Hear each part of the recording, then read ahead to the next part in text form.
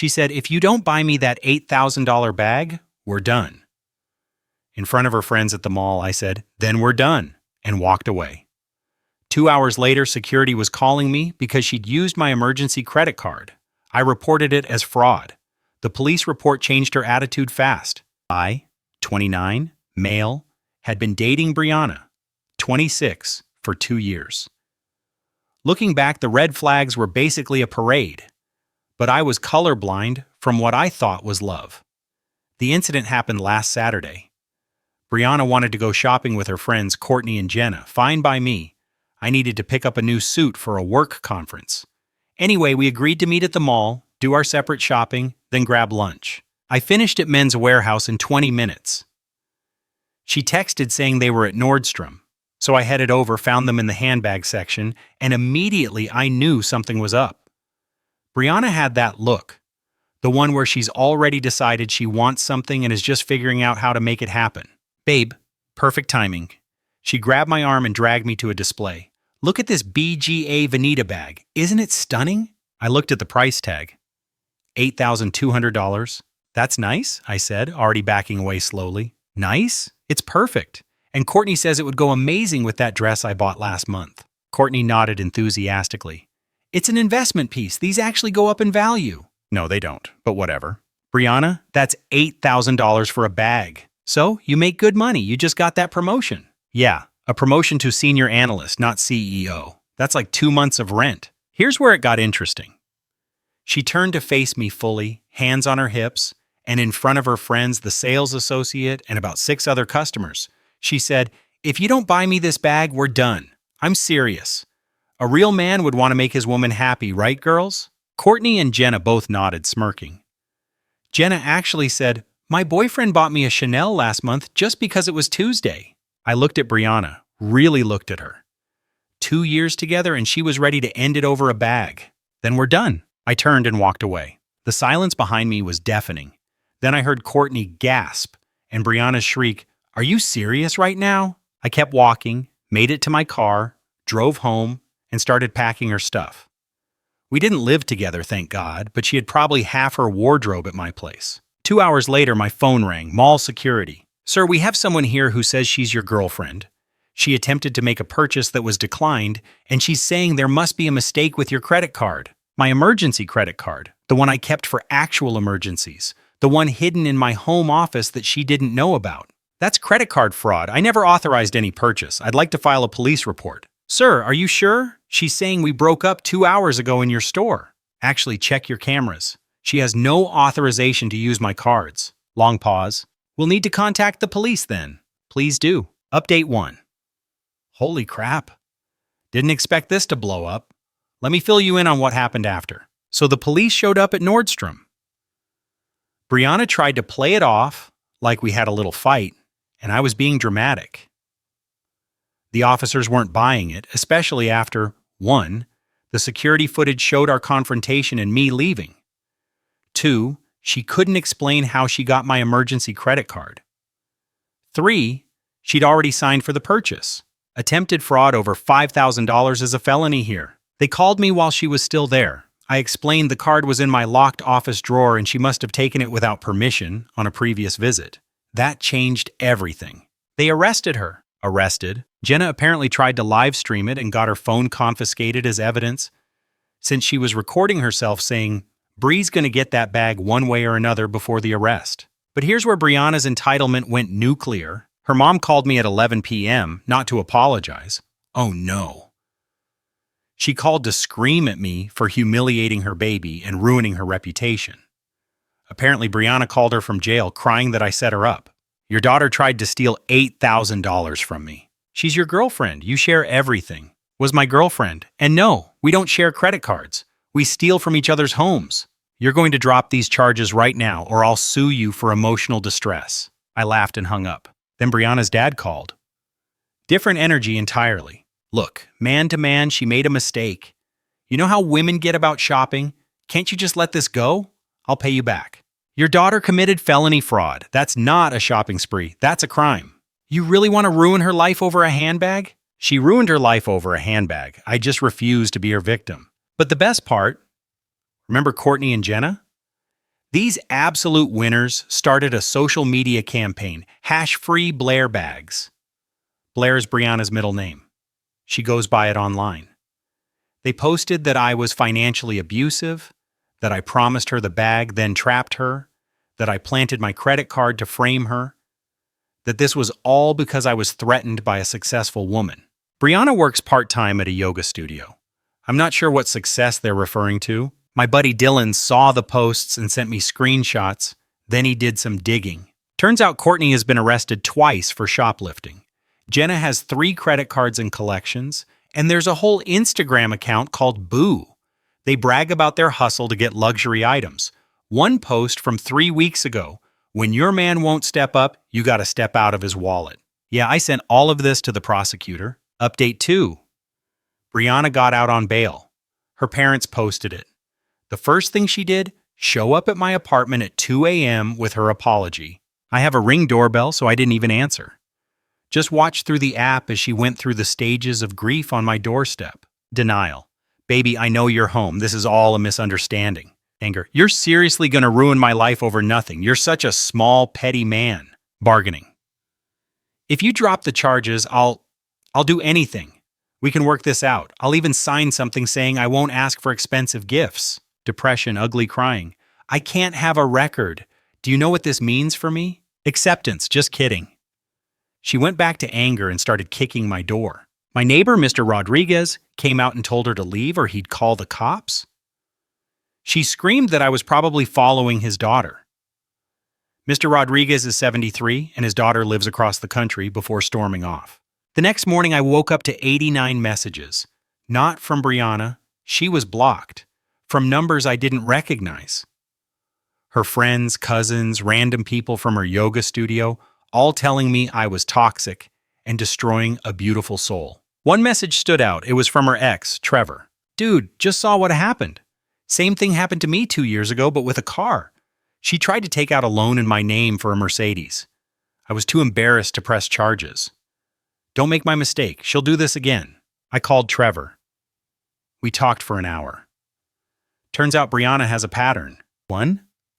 Date guys with stable jobs. 2. Gradually escalate gift demands. 3.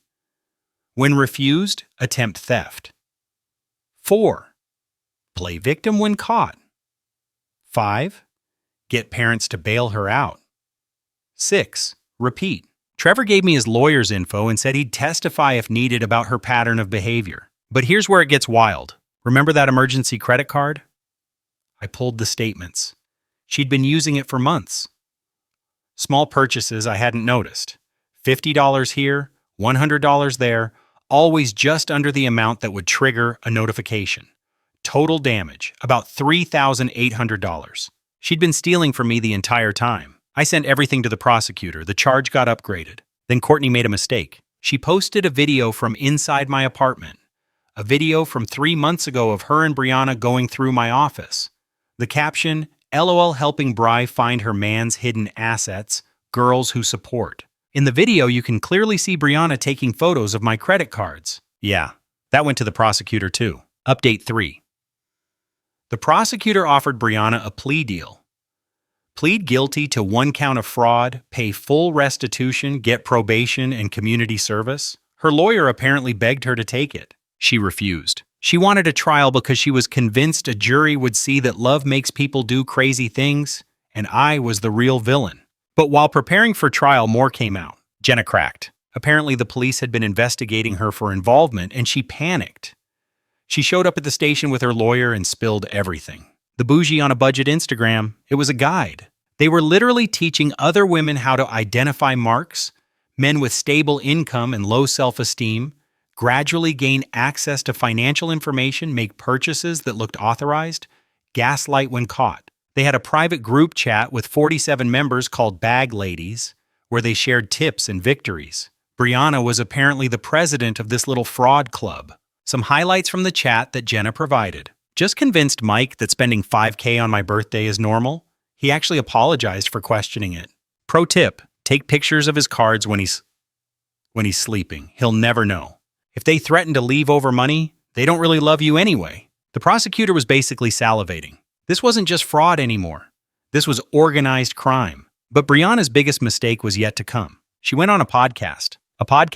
Some relationship guru thing called Queens Don't Settle. She thought she was telling her side, but instead she admitted to taking the credit card. He left it where I could find it. That's basically permission. Admitted to the previous purchases. I was testing if he really loved me. Said I was financially abusive for not buying her designer items despite her emotional labor in the relationship. Claimed she was a victim of the patriarchy. The host, to her credit, looked increasingly uncomfortable and ended the interview early.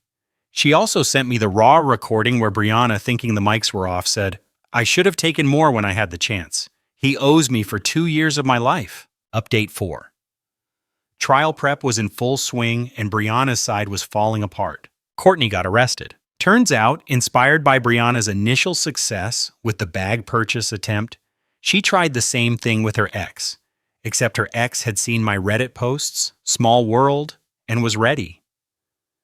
He'd already frozen his cards and filed a police report the moment she broke up with him over refusing to buy her jewelry. She got caught on camera stealing his backup debit card. With Courtney facing her own charges and Jenna cooperating with prosecutors, Brianna was isolated. But did that make her reconsider? Of course not. Instead, she doubled down. She started a TikTok series called Dating While Cancelled, where she tried to spin herself as a victim of toxic masculinity and financial abuse. The comments were not what she expected. "Girl, you stole his credit card. That's a crime, not a dating strategy. This is why I have trust issues. Imagine posting evidence against yourself while awaiting trial." The prosecutor added the TikToks to evidence. Her parents tried one more intervention. Her dad called me again, this time offering $50,000 to drop everything. "Mr. Hayward, your daughter stole from me for months, tried to commit fraud, and is now publicly defaming me. 50 grand doesn't even cover the damage to my reputation." "Then what do you want?" "I want her to face consequences for once in her life." He hung up, but her mom took a different approach. She showed up at my work. Security called me down to the lobby, and there she was. Designer everything. Fake tears already flowing. "Please," she started, loud enough for everyone to hear. "I'm begging you. She's our only daughter. This will ruin her life." "Ma'am, this is my workplace. You need to leave." "Not until you agree to drop these ridiculous charges. She loved you." She loved my credit score. That triggered something. She went from fake tears to real rage. You were lucky to have her. Do you know how many men wanted to date her? Real men who wouldn't cry over a little shopping. Security escorted her out, but not before she screamed, "You'll regret this. We have connections." Their connections turned out to be her brother-in-law, who was a personal injury lawyer. He sent me a cease and desist letter for harassment. My lawyer laughed so hard he actually cried. Update 5. Brianna's lawyer quit, just straight up quit. Apparently she'd been lying to him too. And when he found out about the podcast and TikToks, he filed to withdraw from the case, citing irreconcilable differences in legal strategy. She had to get a public defender. This PD, bless his heart, took one look at the evidence and immediately tried to get her to take a plea deal, any plea deal. But Brianna had a new strategy. She fired the public defender and decided to represent herself. Yes, you read that right. She watched a few episodes of Law & Order and decided she was ready. Her first motion to the court was to dismiss all charges because, and I quote from the filing, "The defendant and plaintiff were in a romantic relationship, which under common law creates an implied financial partnership whereby all assets are jointly accessible for the maintenance of said relationship's emotional equilibrium." The judge's response, motion denied. Also, that's not what common law means. Meanwhile, the Bag Ladies group chat got leaked. Someone, probably Jenna trying to save herself, sent it to a drama YouTube channel. It went viral, like 2 million views in 3 days viral. Suddenly, I was getting messages from guys all over the country saying they'd been victims of similar schemes.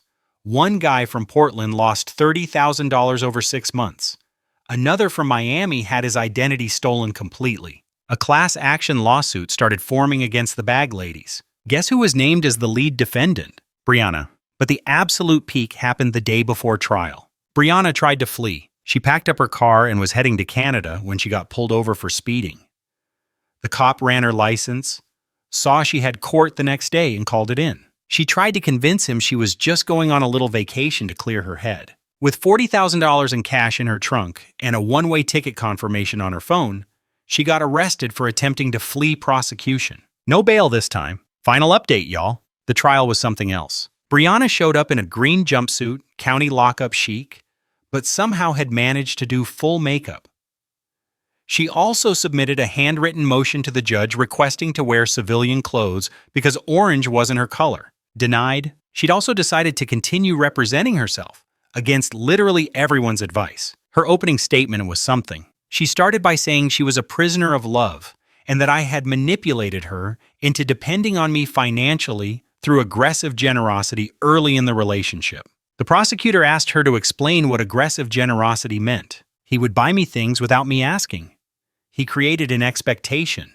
What things? The prosecutor asked. Birthday gifts, Valentine's Day flowers, dinner, normal relationship gifts, aggressive ones. The prosecutor then showed the jury the credit card statements, every single purchase she'd made without permission, highlighted and categorized. Brianna tried to object on the grounds that showing evidence was prejudicial. The judge had to turn away to compose himself. When it was my turn to testify, Brianna's cross-examination was basically her asking me increasingly unhinged questions. Isn't it true you never loved me? Objection, the prosecutor said. Relevance sustained. Isn't it true you made more money than me? Yes. So you admit you had financial power over me? I what?